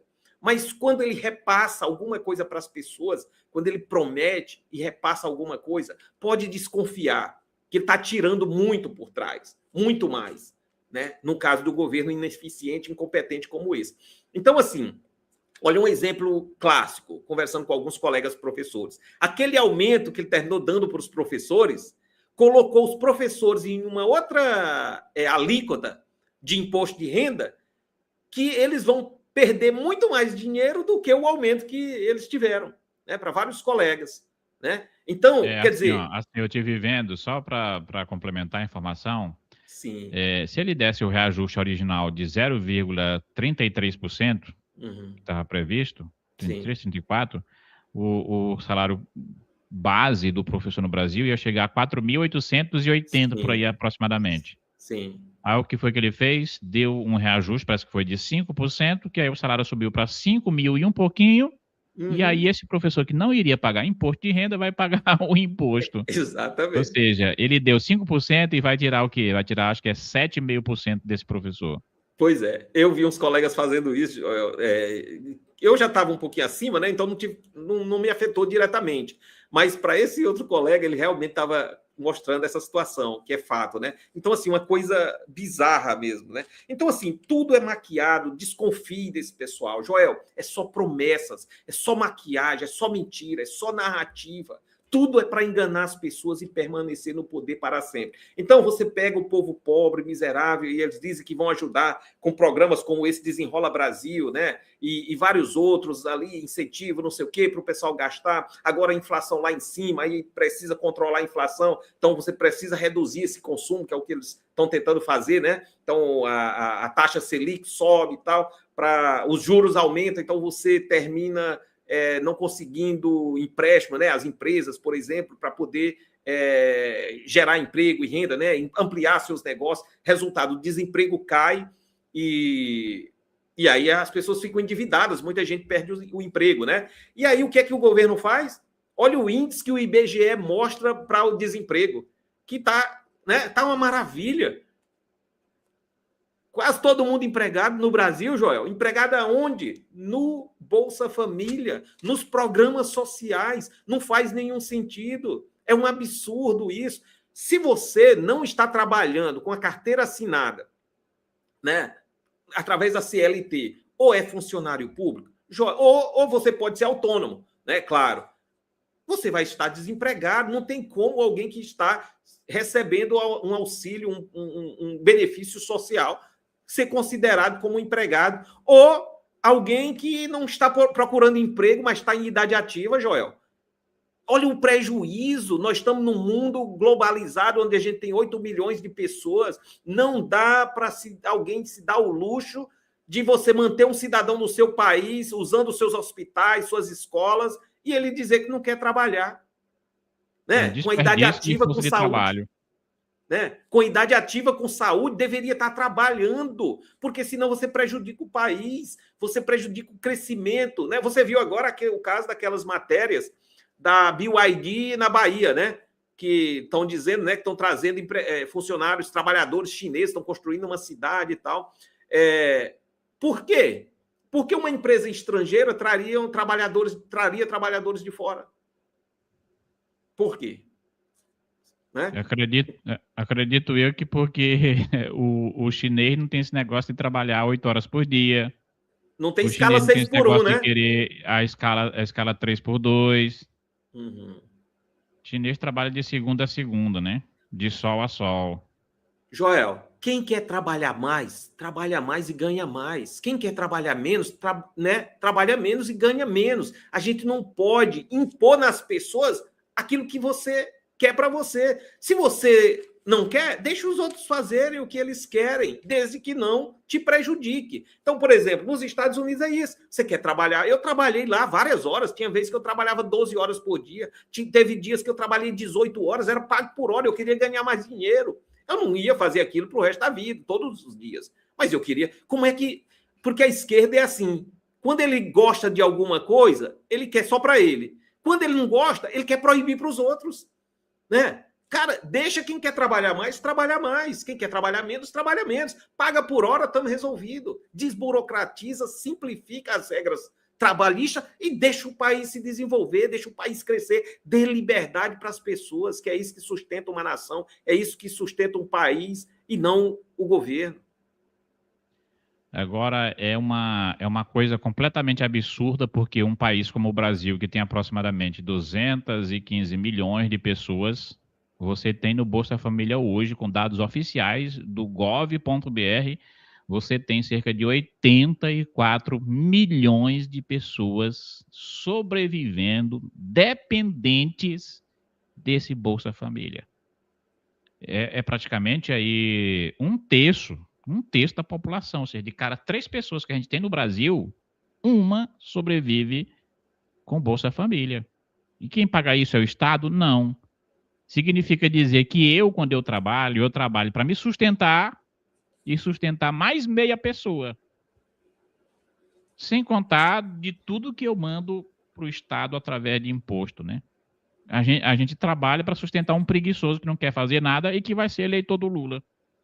Que pesquisas mostram aí que cerca de 70% das pessoas que são dependentes, que sobrevivem desses programas, acabam votando na esquerda, infelizmente. Mas aqui nós já estamos aqui há um tempão, né? E eu vou trazer aqui mais algumas pesquisas que mostram que a gente tem um fio de esperança de sair desse curral eleitoral que se tornou o Brasil com a turma da esquerda. Eu trago aqui agora alguns dados que foram colocados, por exemplo, lá no Pará. Olha o Paraná Pesquisas. Pará, isso aqui. Está colocando o Flávio Bolsonaro na liderança com 41 pontos e o Lula aparece em segundo lugar com 38,3%. Isso aqui no estado do Pará. Aí, ó, você pode dizer, não, mas é pouca coisa. O estado do Pará. Aí eu fui comparar com o resultado da eleição de 2022. Você sabe quanto foi que o Lula tirou lá no Pará? Cadê o dado? Tá aqui, ó. Na eleição de 2022, o Lula tirou no estado do Pará 54,75% dos votos. Vamos arredondar para 55%. E o Bolsonaro tirou 45%. Agora eu volto bem aqui, ó, para você ver, ó. Não, tá aqui em cima. Na pesquisa de hoje, olha o Flávio aparecendo já à frente do Lula com cerca de quase 3 pontos percentuais. Veja que o presidente Bolsonaro perdeu no Pará, aí com aproximadamente quase 10 pontos de diferença. E hoje o Flávio está na frente do Lula, 2 pontos. Aí eu fiquei lembrando de o resultado de uma pesquisa que saiu também lá no Ceará, onde os cálculos apontam que lá, só no Ceará, o Lula perdeu cerca de 1 milhão de votos. Aí depois eu vi também uma pesquisa que saiu aqui do Maranhão, onde o Lula tirou 71% dos votos na última eleição. Aí ele aparece agora nessa pesquisa com 50,3%. Ou seja, o cara está perdendo mais de 20 pontos percentuais. Eu andei fazendo aqui um cálculo, eu acho que isso dá aproximadamente uns 700 mil votos aqui no Maranhão. E o Lula, ele ganhou do Bolsonaro em 2022, entre aspas, com cerca de 0,9% dos votos. Isto deu aproximadamente 2 milhões de votos. Então, se você contar a quantidade de votos que o Flávio está puxando agora no Pará, o que ele está puxando no Maranhão e o que ele está puxando no Ceará, só aí eu já me arriscaria a dizer que o Flávio Bolsonaro iria ter voto suficiente para derrotar o ladrão de 9 dedos. Mas aí, para completar essa minha análise, eu estou vendo já até os jornalistas militantes de redações da Folha de São Paulo, do UOL, admitindo ao vivo Flávio Bolsonaro pode sim ser eleito já em primeiro turno, sobretudo agora com a desistência do Ratinho Júnior, porque a tendência é de que 90% dos votos de quem ia votar no Ratinho Júnior não vai votar no Lula, vai votar no Flávio Bolsonaro. Ainda existe a possibilidade da costura de uma aliança para o Zema possivelmente ser o vice do Flávio. Aí vai outra transferência de voto. O Caiado já disse que não vai brigar. E se for para um eventual segundo turno, o Caiado naturalmente vai apoiar o Flávio Bolsonaro. Eu até acho que o Caiado ele vai emplacar a candidatura dele, mas quando tiver na reta final que ele perceber que o Flávio pode bater o Lula no primeiro turno, eu acho que ele vai desistir da candidatura e declarar apoio ao Flávio. Mas deixa eu colocar bem aqui, ó, o militante de redação admitindo que a gente pode, depois, desde a redemocratização, né, a gente pode não ter segundo turno, né? Peraí. Vou adicionar aqui. No final das contas, a depender do que... Vamos lá. No final das contas, o Lula também pode se beneficiar. E no final das contas, a depender do que aconteça no xadrez eleitoral até agosto, né, a gente pode não ter nem segundo turno, na verdade, né, a depender do que aconteça.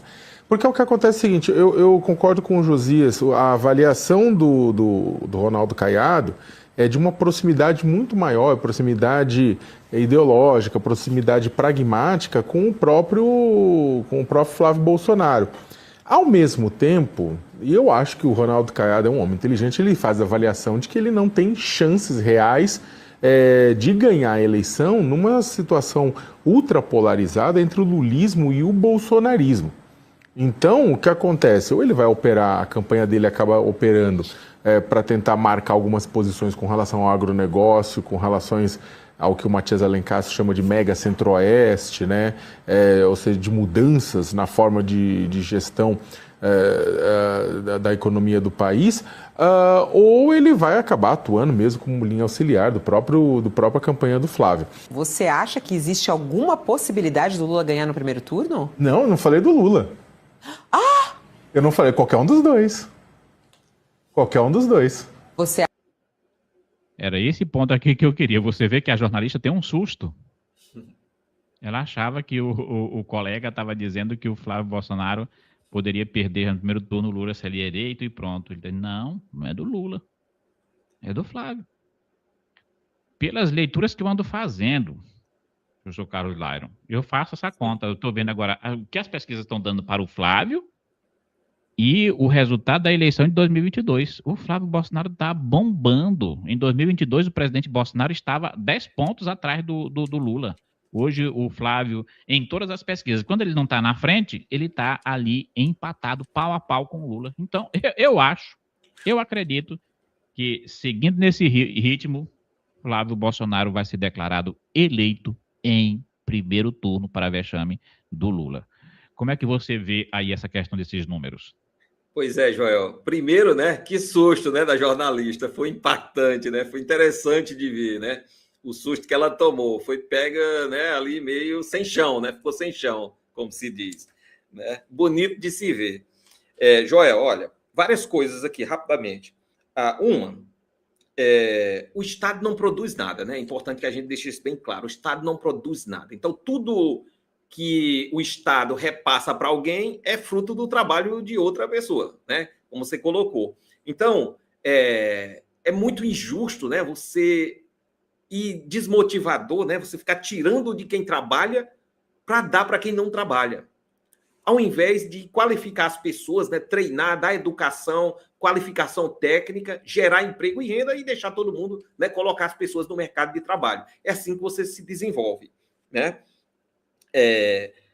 Com relação à eleição em si, né?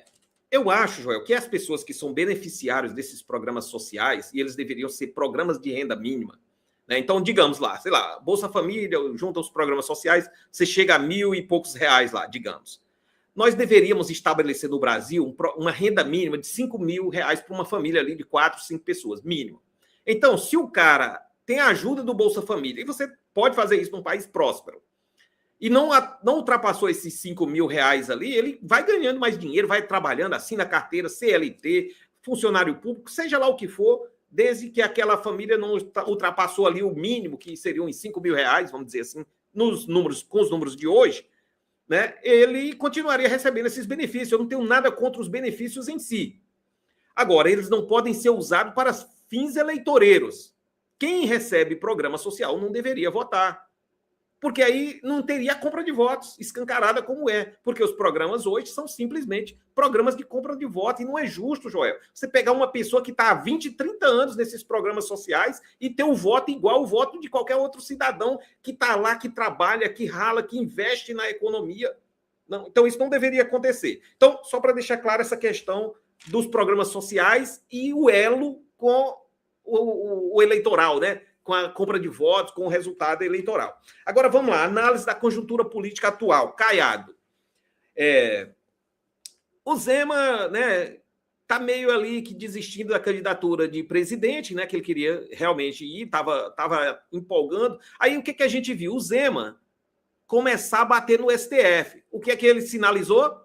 Quem é que tem competência para julgar o STF? Para punir os ministros, né, pelas irregularidades que eles cometem? Senado. Ou seja, ele terminou acenando para o Senado, uma possibilidade, né? E aí a outra é de ser vice, como você colocou. Então existe a possibilidade dele ser vice também. Então o Zema pode ser vice, pode ser candidato ao Senado. Agora vamos para o Caiado. E o Zema está muito bem cotado para isso. Vamos para o Caiado. O Caiado foi para o União Brasil, ou não, PSD, né? Saiu do União Brasil, foi para o PSD, ficou ele, o Ratinho e o Eduardo Leite com essa possibilidade de serem candidatos lá do Kassab, né? E o Kassab, Raposa Velha, estava usando isso aí para negociar. Beleza? O que acontece? O Ratinho desistiu, né? Não vai ser candidato, possivelmente tem feito uma boa gestão no Paraná, pode ser um ministro do Flávio. O Eduardo Leite, não sei o que vai dar, eu acho que não tem envergadura para ser candidato a presidente, né? E o Caiado, aí ficou o Caiado agora. O que eu acho que vai acontecer com o Caiado? O jornalista lá fez uma análise, pode estar correto, tudo bem, pode ser isso. Mas eu estou vendo uma outra possibilidade. O Caiado pode terminar indo para a candidatura de presidente, ser uma possibilidade, mas não para ganhar a eleição, não para fazer uma campanha realmente aguerrida, mas simplesmente para fazer aquele papel que o padre Kelmo fez na eleição anterior, para dar umas porradas no Lula, principalmente na segurança pública, que é o forte do Caiado, além do agro, claro, em Goiás, né? Então, assim... É uma estratégia para debate, né? Para debate, ele termina no debate, porque, Joel e todos vocês aí que nos assistem, pessoal, vai ser incrível os debates. Eu estou muito animado. Porque, assim, ó, do ponto de vista do marketing, você vai botar lá um Flávio Bolsonaro de terno e gravata, bonitão, cara bombado, malhado.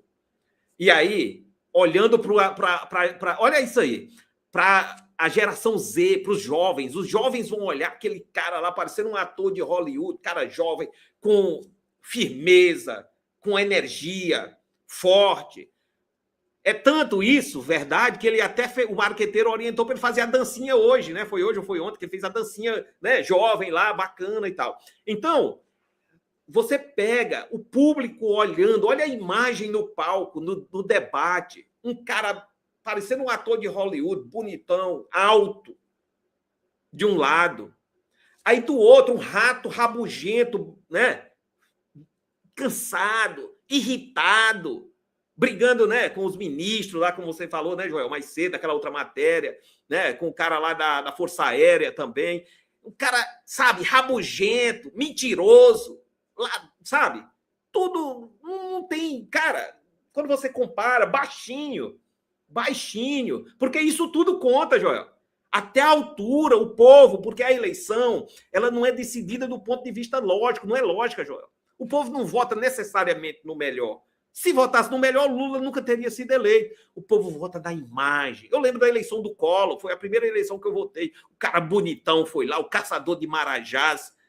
Aí, como o Caiado era, né? O emotivo é que fala mais alto. Exatamente. O Caiado, inclusive, era candidato naquela eleição também já. E o Caiado é antigo, né? Na política e tal. E assim, então, quando você pega essa imagem, o Flávio de um lado, no palco, no debate, o Lula do outro, cara, não dá para comparar. Os jovens vão votar no Flávio, né? O amigo Flávio. E aí você vem, quando for ali para o debate, aí você tem, ao invés de ficar o debate polarizado entre Flávio e o Lula, você ainda tem o Caiado dando porrada no Lula, porque o Caiado não vai bater no Flávio, ele vai bater no Lula, na segurança pública, o caos que está o país na segurança pública, né? Ele vai falar da questão do agro, né? Que o agro né? O Lula é inimigo do agro. Tem raiva do agro, que é o que sustenta esse país. Então, assim, quando você compara isso, dá Flávio. E aí o Caiado pode ser o ministro da Justiça e segurança pública do Flávio Bolsonaro, do governo Flávio Bolsonaro. O Zema pode ser um ministro, sei lá, de alguma coisa, né? Ele tem competência, governou um estado grande, sei lá, de qualquer área praticamente, né? Ele tem competência para isso. Então você depois, se o Zema não for vice, né? Então ele pode ir ser ministro de alguma coisa. Mas enfim, eu acho que o Caiado vai ser o nosso ministro da Justiça e Segurança Pública. O forte dele lá em Goiás é a questão da segurança, né? E realmente o Lula, ele está numa situação totalmente isolado. Todas as outras eleições eu observei que o Lula, ele sempre tinha os candidatos satélites da esquerda, que fazia aquele jogo, né? Na hora que ia para o debate contra o presidente Bolsonaro, todo mundo se reunia para bater no Bolsonaro. O Bolsonaro era um saco de pancada. Aí só aparecia lá o padre Kelman para fazer a tabelinha com ele. Agora, nessa eleição, o jogo se inverteu totalmente. É o Lula sozinho de candidato pela esquerda, e aí vem todos esses outros candidatos possíveis, né? O Ronaldo Caiado, possivelmente lá o Zema, que a gente não sabe se vai. Basicamente, eu não sei se o padre Kelman também vai se candidatar esse ano para a presidência, mas você vai ver ali pelo menos 3 candidatos do espectro da direita debatendo contra o Lula, jogando ele literalmente no canto contra a parede. Eu acho que aí é o grande diferencial. E se não ganhar no primeiro turno, se for para o segundo, quando chegar no segundo turno, todos os candidatos vão se unir com o Flávio e o Lula fica mais isolado ainda. E o eleitor de esquerda, a tendência é que ele vote mais no primeiro turno. No segundo turno, geralmente tem mais abstenção. Porque no primeiro turno o cara vai votar porque ele vai votar no deputado estadual dele, porque ele vai votar no federal, ele vai votar no senador, ele vai votar no governador. E a maioria dos estados não tem segundo turno. Então o cara vai perder o dia dele, de lazer, para ir votar. Geralmente ele não vai fazer isso. Então eu acho que a gente está com a faca e o queijo na mão. Agora, para a gente encerrar, eu queria trazer aqui para a disputa eleitoral no estado do Maranhão. Vou trazer aqui um vídeo, né? Do pré-candidato Laésio Bonfim, né? Você, inclusive, estava falando com a gente, você foi lá acompanhar in loco, né? O lançamento da pré-candidatura do Laésio Bonfim, né? O candidato que realmente é alinhado da direita aqui no Maranhão. Não tem outro. Seja lá o candidato do governador, seja o prefeito Braide, dentre todos eles, o que realmente tem o perfil de ser de direita, de ser conservador, é o Laésio Bonfim. E é um candidato que na última eleição ficou em segundo lugar, né? Enfim, a política maranhense também está numa conjuntura de favorecimento ao Flávio em âmbito nacional, né? Porque o grupo de Flávio Dino está rachado, está dividido. O cara que era para ser o candidato do PT, que é o Camarão, nem vai sair. Inclusive, a gente nem repercutiu aqui, mas durante a semana pipocou, professor, escândalo de corrupção do cara.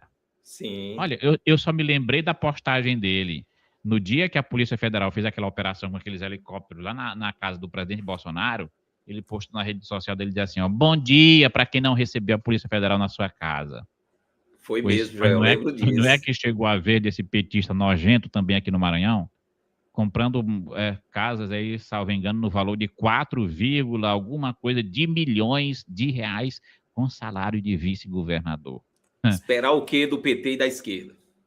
Se é petista, a gente já sabe. É corrupto, é ladrão, vagabundo e tudo que é de adjetivo pejorativo que você possa imaginar. Mas deixa eu trazer aqui, ó, o Laésio Bonfim, que inclusive manda aí um recado ao Flávio. Peraí. Joel, eu vou aparecer aí nesse vídeo. Estou bem na frente aí, ó. O Laésio vai continuar apoiando a direita.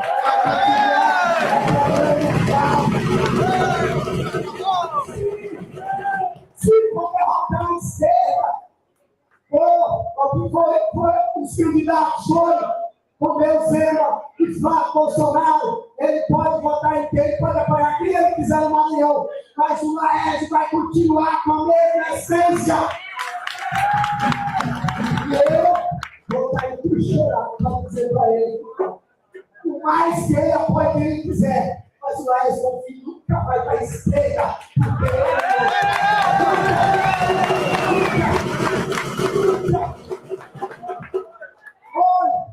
nós precisamos ter essência. A essência é que nos mantém de pé. É a essência que nos mantém de pé. E nós temos que mostrar a nossa essência. Doutor, mas Mas o senhor ficar fazendo discurso de direita e de esquerda, o senhor nunca vai ser governador. Pois deixa eu dizer que eu nunca serei governador, mas eu nunca vou perder a minha essência.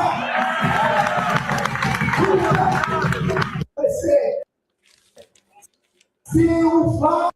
Então tá aqui, né? O pré-candidato de direita, inclusive, ele vai se lançar aí pelo Partido Novo, né? Correto. Aqui no Maranhão, o Partido Novo é o único partido que mais se aproxima dos ideais da direita, né? Porque até o PL do presidente Bolsonaro aqui é mais esquerdista, talvez até do que o próprio PT, né? Infelizmente. A gente tem aqui a militância de direita bolsonarista aqui, mas que fica capengando dentro desses partidos sem ter muito espaço. Me parece que o partido que dá mais espaço aqui no Maranhão, na nossa realidade, é justamente o Novo.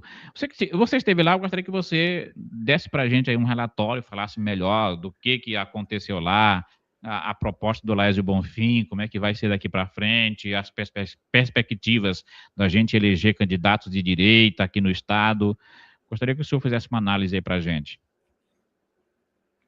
Correto, Joel. Estive lá, foi um evento enorme, foi grande, foi muito importante para o Partido Novo e para a direita aqui no Maranhão. Inclusive, como você colocou, tinham também, juntamente com os pré-candidatos do Partido Novo, alguns pré-candidatos do PL, que não são alinhados necessariamente com a direção do partido aqui no Maranhão. Mas a gente tem uma notícia boa, né? Também. A Flávia Berthier, o Eduardo Andrade, o Francisco Melo, e principalmente esses três aí, né? Que são meio assim, quase que dissidentes lá, eles são mais alinhados com o Novo e tal, estão no PL. Mas nós temos uma notícia boa, Joel, por outro lado. Você lembra que aqui no Maranhão, durante a última eleição, o Bolsonaro teve problemas aqui também com a direção geral do partido no Estado, né? Do Josimar, Maranhãozinho, né, e tal. Então, como ele agora foi condenado, né, e provavelmente vai terminar indo para a prisão, eu acho que vai abrir aí, né? Inelegível e tudo. Ele vai recorrer e tal. É provável que ele se candidate ainda. Mas, assim, de qualquer modo, subjúdice, né? Que ele pode se candidatar e tal. Mas, assim, enfim, de qualquer modo, Joel, é um baque. Então, ele termina perdendo um pouco a legitimidade, perdendo o espaço. Vai que as coisas aconteçam aí com o Valdemar da Costa Neto, o Flávio Bolsonaro, agora o Bolsonaro voltando para casa e tal. Vai que eles costurem aí alguma coisa e termina o Maranhãozinho, né, saindo da linha ali, né, e do meio do caminho, e o PL possa se refazer, se reconstruir no Maranhão. A gente torce para isso, né, para que seja um partido de direita forte, tem os recursos, né, tem os deputados eleitos. Então, se alinhar com o Novo seria uma coisa boa, fortaleceria a legenda e fortaleceria a direita no Maranhão, que a gente sabe é o caminho certo, né? O caminho da direita é o caminho direito, é o caminho certo, é o caminho da prosperidade, né? E o Maranhão precisa muito disso. Novamente, um estado rico, né? Como todo o Brasil, mas aqui no Maranhão uma riqueza absurda em todos os sentidos. Está faltando gestão de qualidade. Mas, enfim, o evento lá, Joel, foi maravilhoso, foi incrível. Nós tivemos lá também, além da presença do nosso próximo governador do Maranhão, doutor Laésio Bonfim, que fez uma fala incrível, contundente, como você colocou aí. Ele disse que apoia o Flávio Bolsonaro, independentemente de Braide, né? Incondicionalmente. Então, isso é bom, é um posicionamento. Isso é coisa de quem tem caráter, de quem tem dignidade, integridade. Diferentemente daqueles candidatos que ficam em cima do muro, que não tem posicionamento, Joel. Eu costumo dizer que a gente tem que ter muito cuidado com aquelas pessoas que não se posicionam, que não falam, que não se expressam, que ficam caladinhos, porque a gente nunca sabe o que elas querem. Aquelas pessoas são muito perigosas, elas podem nos trair, podem ser traidoras. Então, assim, o Laésio Bonfim, ele chamou a responsabilidade para ele, né? Desde a eleição passada, ele disse, eu quero ser governador do Maranhão. Isso é bom, isso é muito interessante, essa postura. Essa postura de um homem honrado, de uma pessoa séria, que quer realmente trabalhar em prol da população. Ele chama a responsabilidade para si. Isso é liderança. Diferentemente tal pré-candidato que não sabe se é, se não é, que fica em cima do muro, que não sabe se é de esquerda, se é de direita, que quer ganhar a eleição por aclamação, né? Que é um ato covarde. Porque assim, se der merda, né? Se alguma coisa der errada, aí ele diz, olha, eu nem queria, foram vocês que me colocaram lá, ficaram insistindo, não é culpa minha. Quer dizer, isso não é maturidade, não é responsabilidade, é uma demonstração de falta de caráter, né? Então, o Laércio Bonfim tem assumido essa postura. E aí, além do Laércio Bonfim, né, pré-candidato a governador, nós tivemos lá a presença do ex-senador e, muito provavelmente, está muito cotado nas pesquisas, senador Roberto Rocha, né, que é um nome aí também da direita, né, e que, aliado do presidente Bolsonaro, né? Sempre, né? Quer dizer, nem sempre, mas assim, tem sido desde um bom tempo, né? Aliado do professor ou do presidente Bolsonaro. Quando ele esteve no Senado, no governo Bolsonaro, ele era do grupo do presidente Bolsonaro, e eu já andei vendo algumas palestras dele, ele se mostra continuar sendo dessa linha de direita, fazendo frente, inclusive, porque o Flávio Dino é arqui-inimigo dele, persegue ele dia e noite. Exatamente, Joel. Inclusive, ele falou disso lá, que inclusive ele agora está correndo o risco de se tornar inelegível por uma perseguição política do Flávio Dino, que não deveria mais estar fazendo política. Como é que ele vai para o STF e aí continua fazendo política no Maranhão, né? Que a gente sabe disso, né? E aí ele está, inclusive, perseguindo o senador Roberto Rocha, porque andou fazendo aqui umas coisas e eles moram no mesmo prédio, né? São vizinhos, e aí acusando o senador de que ele andou filmando umas coisas e terminou entregando umas coisas aí que talvez não tivessem... No caso lá do jornalista, né? Que explodiu no Brasil inteiro. Luiz Pablo, né? Que é o nome dele, se eu não me engano. Né? Então, assim, Joel, foi um grande evento, foi muito bom para o Partido Novo, foi bom para o Maranhão, esse é o caminho, né? E o Maranhão precisa de mudança, precisa do novo, precisa de renovação, porque, Joel, olha, que vergonha.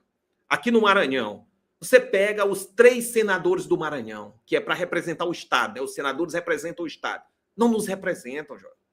Não fazem nada de bom. É uma vergonha lá no Congresso, lá no Senado, os nossos senadores. Uma outra vergonha é o suplente de senador, né, Joel? Que foi o caso, a suplente do Flávio Dino. Isso é imoral. O suplente de senador deveria ser o segundo mais votado. E não o cara bota lá o pai, a mãe, o tio, a tia, qualquer pessoa incompetente, e aí você vai ser ministro, vai ser, né, um ministro, secretário, alguma coisa, e aí você deixa lá uma pessoa que não recebeu um único voto. É muito errado isso. Você pega os nossos 18 deputados federais, Joel. Não tem um que se destaca, que chama atenção, que nos dê orgulho, né? Que orgulhe o Maranhão. É uma vergonha. Muitos envolvidos em escândalos de corrupção, como 3 desses aí agora que foram condenados, né? Mas em vários outros partidos, é uma vergonha.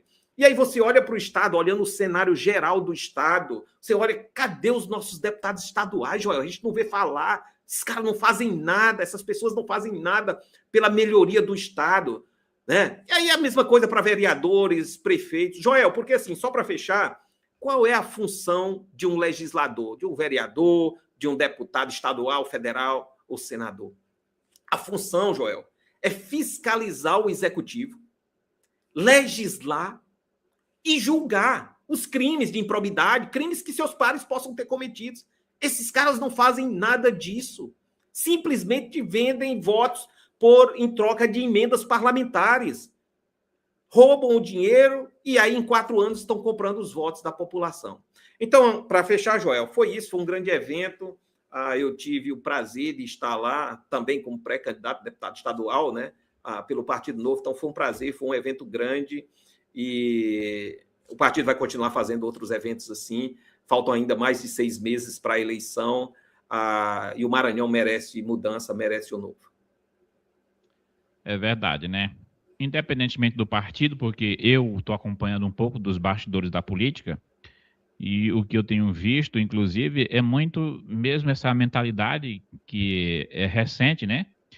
De quem é de direita aqui no Maranhão, que até que a gente não tem um partido que seja 100% de direita, a ideia mesmo é você ocupar espaço, seja no Partido Liberal, seja no PSD, o Partido Novo, qualquer partido que der espaço, o ideal é você entrar, ocupar aquele espaço fazer política, levar sua opinião diferenciada e ajudar a transformar o Maranhão.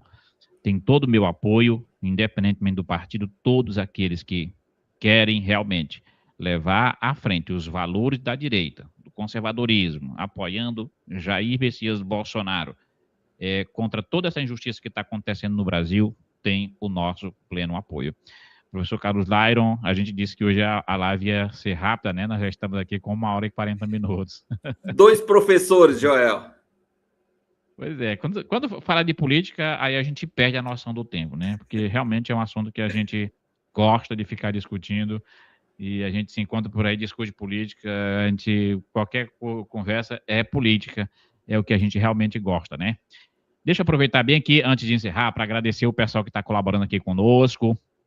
Primeiro aqui os nossos membros, né, deixando seus recados. Vamos ver aqui quem são nossos membros que estão conosco. Muitas mensagens, não tem como a gente ler todas as mensagens, por isso que a gente prioriza os nossos membros. Primeiro aqui, nosso patriota Marcos Lopes, dizendo boa noite a todos os patriotas, é Flávio no primeiro turno.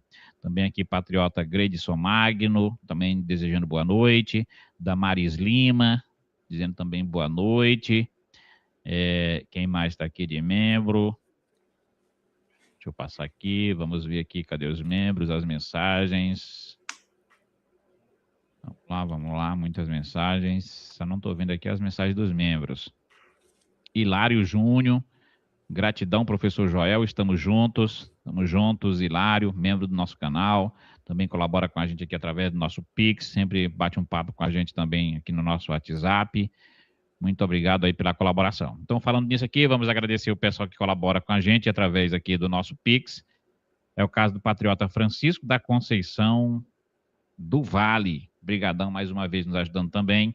Patriota Antônio Araújo Silva Filho, muito obrigado. Patriota Mônica Giorgetti M. Teixeira, brigadão também pela colaboração. Patriota Eva Cristina Campos, também que está sempre aqui com a gente. Obrigado também, meu patriota Josafá Batista Silva. Obrigado mesmo de coração a todos vocês. É nessa pegada, professor Carlos Lyron, que a gente vai continuar lutando pelo Brasil, defendendo os nossos valores que são inegociáveis. Deus, pátria, família, liberdade, justiça, honestidade, transparência. Esses princípios a gente não negocia. Vamos continuar lutando por eles até que o Brasil se veja livre dessa esquerda e do alexandrismo. Gostaria que você fizesse suas considerações finais. Joel, corretamente, concordo com você, é que o país precisa. Como eu coloquei mais cedo, né, nós temos uma riqueza absurda, recursos minerais, país incrível, terras férteis, um povo de bem, né, muita gente boa nesse país. É tão boa que deixa ser levado por uns bandidos, né? É tão ingênua a população, as pessoas são tão boas, é um coração tão grande, tão pacíficas, que aí uns bandidos, né, deixam se enganar por bandidos, né? Que eram para reagir e não aceitar. Então, assim, é um povo tão honesto, tão sincero, tão ingênuo, vamos dizer assim, que aí os bandidos aproveitadores, né? Tiram vantagem dessas pessoas por causa da sua bondade, né, de serem tão pacíficos. Mas o que o Brasil precisa? Então, nesse cenário, a gente precisa construir um país melhor para todos, né? Um país onde a gente consiga tirar essa esquerda do poder, acabar com esse negócio de socialismo, comunismo, que não funciona em lugar nenhum do mundo. A gente precisa reduzir impostos no país, a gente precisa dar incentivos fiscais para gerar emprego e renda, abrir mais empresas, diminuir o tamanho do Estado, qualificar a nossa população, para que empresas possam vir, nosso povo tenha, né, que a gente tenha mão de obra qualificada para atrair empresas estrangeiras, investimentos estrangeiros, né, e gerar emprego e renda para a nossa população, para que o povo viva com dignidade. E aqui no Maranhão, Joel, não é diferente, é a mesma coisa, a gente precisa, né, que as pessoas aprendam a votar em políticos sinceros, honestos, e que as pessoas tenham coragem de se candidatar, porque o cenário é tão minado que as pessoas de bem ficam com medo de se candidatar, porque já acham que não vão ganhar, que vão sofrer, que vão ser apedrejados, que o povo realmente vai vender o voto, e que realmente muita gente faz isso, e é o principal problema do Brasil, é a compra de votos, Joel, na política. esses políticos corruptos, compram votos de eleitores também corruptos, e aí eles vendem o país, né, para esses políticos corruptos que não vão fazer nada pelo país, nada pela população. Então a gente realmente precisa mudar essa história no Brasil, e no Maranhão não é diferente, como eu disse. Então fica aqui mais uma vez minha gratidão, meu abraço aí para todo mundo que nos assistiu, outros que ainda vão ver essa live mais tarde, a você, Joel, pela oportunidade, né, conduzindo aqui o canal. Então, para mim é sempre uma alegria, todas as terças-feiras, estar aqui. Deixar aqui meu Instagram aí, né? Sigam lá, né? Vai ser @professor Carlos Lairon, tudo junto, viu? Professor Carlos Lairon, Lairon, o Lairon. Então, sigam a gente lá, acompanhem, a gente vai estar fazendo outros vídeos lá, alguns cortes também. E, mais uma vez, vocês estão vendo a minha felicidade, minha gratidão, eu gosto de fazer isso aqui. Estou feliz, é um prazer enorme. Sempre à disposição, Joel. Boa noite. Beleza, muito obrigado. A gente está cansado, somos professores, né? A gente trabalha o dia todo, amanhã tem que trabalhar novamente. E ser professor não é fácil, né? É um desafio diário. Mas, de qualquer forma, muito obrigado. Tchau, tchau a todos vocês. Amanhã, o professor não está aqui, mas se a gente tiver energia, a gente vai estar trazendo as informações para vocês com exclusividade.